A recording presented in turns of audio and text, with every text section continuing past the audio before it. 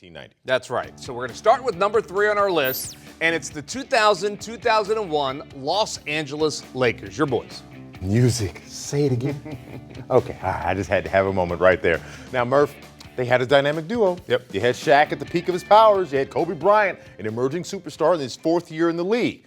Now, they didn't really turn it on to the playoffs. Of course, they finished right behind the San Antonio Spurs in the conference, who had their own superstar duo. Remember Tim Duncan, big fundamental, and, of course, the Admiral, David Robinson. Yeah, but man, did they ever turn it on in those playoffs. They swept the Trailblazers in 3. They swept the Kings in 4. Then they swept the Spurs in 4 to reach the finals versus the Philadelphia 76ers. Now, the Sixers, they had a guy who was one of my favorite players of all time, Allen Iverson.